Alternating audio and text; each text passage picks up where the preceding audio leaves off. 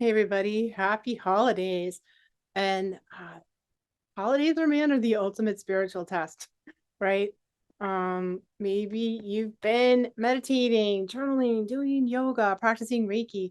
You feel calm and centered. You finally felt like you cracked the code to inner peace. And then the holidays happen. Family gatherings, packed schedules, and the chaos of the season seem to like swoop in, and suddenly our spiritual discipline is put to the test. And we can get like knocked right out of the Zen zone and straight into the emotional blender. At least that happens to me. And I mean, I feel really good when I'm meditating. This is kind of my meditation space. You all are in here. I got my cats, my puppy, my beautiful houseplants. And when I'm sitting here alone by myself, I can totally zen and feel deep equanimity and joy. And then the world dishes us something that's going to trigger us. And sometimes this time of year, that's the holidays, family time. So family time can be the perfect time to practice our spiritual toolkit and put all of that good personal growth you've been doing to work. Maybe it's where the work really, it's sort of the litmus test. Like if you can meditate alone with your houseplants, that's great. But if you can keep your calm, poise, and equanimity during the holidays, then you've really got it, right? Um, so I don't know, like, you know, I think that family stuff provides sort of a lot of friction for our personal growth, maybe more than any other thing. We're tribal as human beings. We need that feeling of belonging. We need to feel loved, accepted, seen, embraced by the tribe. It's such a core deep need that we all have. And yet there's a lot of pain too when things don't happen, when we don't get loved or accepted, when we seem to kind of stomp all over each other's feelings. We get hurt and wound each other, often without meaning to.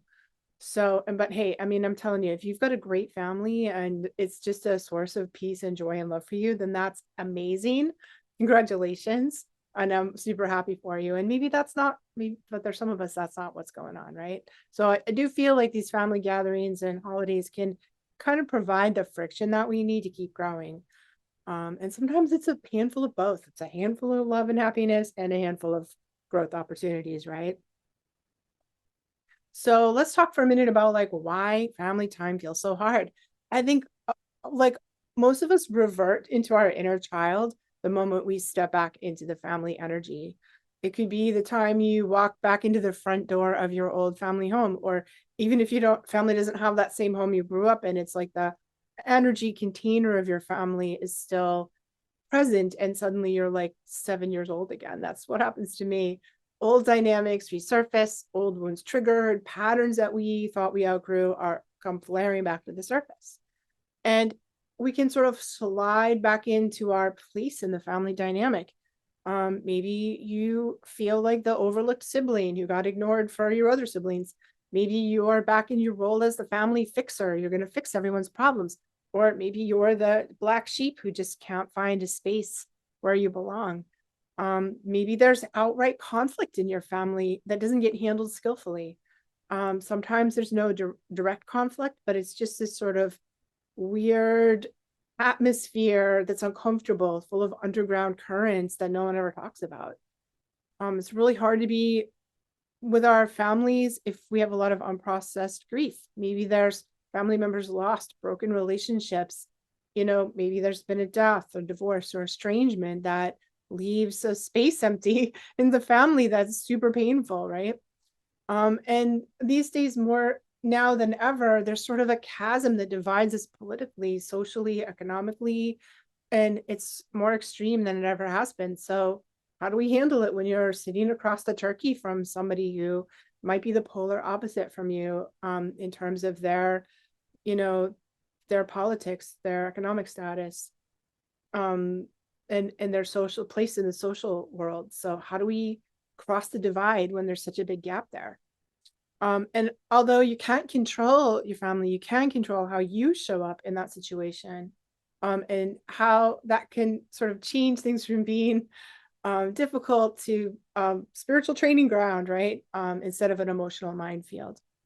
I think one of the things that's really important here is to prep your inner child before you go. So Your inner child, whether you know it or not, is bracing for impact before the family events even get started. It doesn't matter how old you are biologically, your inner child still wants love, attention, still wants connection from your family, especially from your parents. And there's a part of us that never stops needing or wanting that. Um, our parents still love us, support us, approve of us, and sometimes it doesn't happen. Um, so there's kind of, we're already starting with a conflict inside of us, the inner child part of us, and also the grown-up self that's trying to show up, who can navigate your family with ease. So I think it's important to make both make space for both of these parts of you, and maybe make a choice. So you're going to take care of your inner child over here, and then you're going to consciously switch into your inner adult, who chances are good can actually handle things, handle the whatever shenanigans your family's dishing up, right? When your inner child really can't and shouldn't be allowed to do that. So I think it's a great idea, and this is what I do if I think it's going to be dicey, is I check in with my inner child. Maybe I'm journaling, maybe I'm doing some EFT tapping. Sometimes I don't have time for that. I'm just talking to myself out loud in the car when I'm driving or when I'm walking my dog. I'm like checking in with my inner child. Are you okay in there? And I make some space for the child part to have all their feelings. So basically what our inner children need is a space to share their feelings and then have their feelings be validated. Well, of course you feel that way. And then the grown-up part of yourself sort of shows up and says, you don't have to handle that. I'm going to deal with the hard and tricky stuff, right? I think one of the things that's super important to do is also check our expectations at the door. So we might have really idealized visions of the holidays that don't match the reality. We want that perfect family dinner, the warm hugs, sparkling conversation. We watched a lot of Hallmark movies, or we're hoping that we can create sort of that Martha Stewart moment for our own family. But the truth is, families are messy. So let's let go of the Hallmark fantasy and try to find sweetness in the little moments. That what's really going on in that's not part of the idealized might be a warm moment, or you're playing games, or there's grandchildren, there are quiet connections or meaningful traditions. So I think considering what's really, really important for you and seeing if you can make that happen instead of trying to get it all perfect. Embrace the mess and find the sweet, meaningful moments for your family.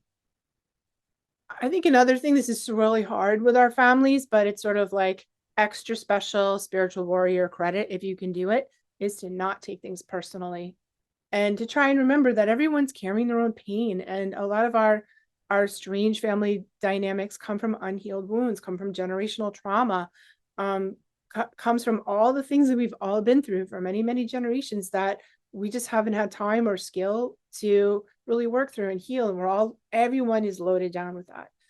We all have baggage that we're carrying there. And sometimes people say things or do things that are arising from that, their own wounded places that have nothing to do with you. So try the mantra, this isn't about me. When somebody says something weird or drops a brick into the conversation or acts out in some way. And it's not always easy, but we can sort of help create emotional space between whatever they're doing and our peace of mind, right? So when we learn how to not take things personally, we can kind of unhook ourselves from other people's behaviors, and helps us show up in a new way. Maybe when you do that, the strange relative that you normally avoid, you're like, oh wow, I wonder what's going on with that person. And I find this really useful when I have to deal with other people's families, because the only thing that's weirder than my family, or my family's just as weird as everybody else's, I guess, but the only thing that's weirder than our families is other people's families. Other people's families are so like next level weird. And I think that's just because we're used to our family, the dynamics where it's familiar, right? But normalish, I always call it normalish to us. But other people's families can be a whole new brand of weird. And one of the things that I do in that case is sort of pretend that I'm an anthropologist and I'm studying this very interesting tribe of humans that have a real different set of rules and expectations in my tribe of humans. So I don't know, people are so, when we're not taking it personally and we're in that state of curiosity, People are so endlessly fascinating, sweet, funny, weird, complex, right? And it's so much easier for me to relate and find common points of connection and interest if I'm not taking it personally.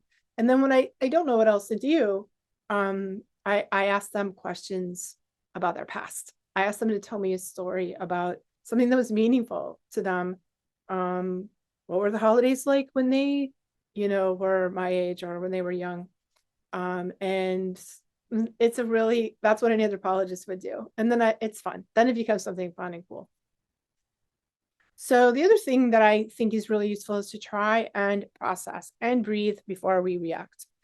I mean, hey, like we can work all the angles, get it, try to nurture our inner child and be the anthropologist and not take things personally and still get triggered, right? It happens.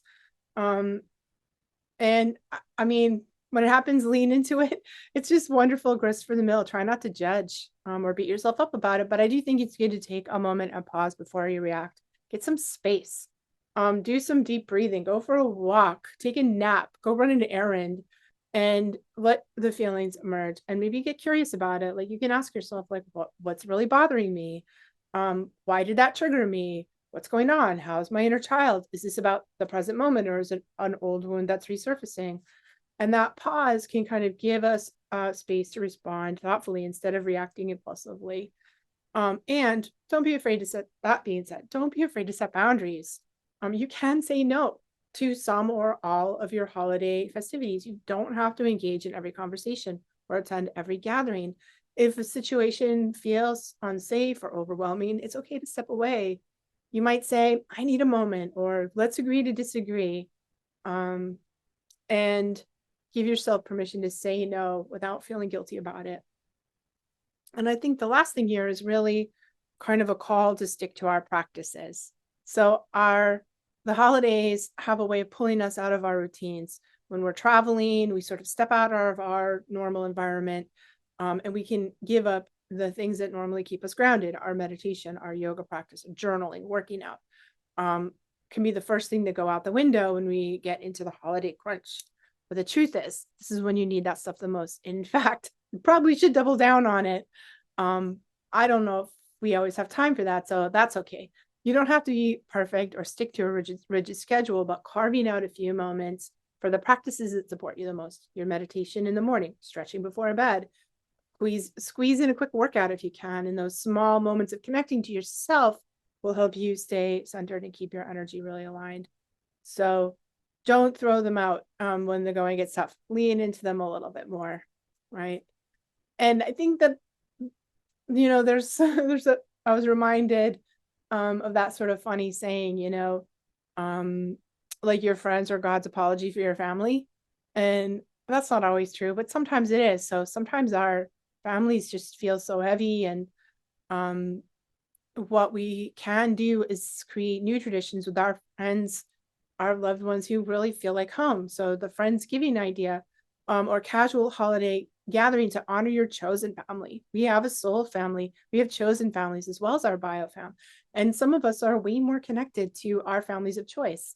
So that's a beautiful thing to do, is to find time to honor those families of choice. Celebrate all your tribes, and inside the quiet moments can sometimes really help. So maybe it's watching the snow fall, or having that quiet moment with your cup of coffee before the day starts, or looking at the holiday lights, and listening to your favorite music, sharing a laugh with someone you love, playing a game with a kid. Find those moments, the sweet moments that really are important to you and what the holidays mean for you. So I know, man, that holidays can feel like a spiritual boot camp, but they're also a beautiful opportunity for you to grow and use whatever's coming up as an opportunity to process that, heal at a deeper level, and release it. Anyway, I hope that helps. And I hope that you have a beautiful, beautiful holiday season this year. That it's okay to protect your peace, create your own traditions, and redefine what the holidays mean for you. You've got this.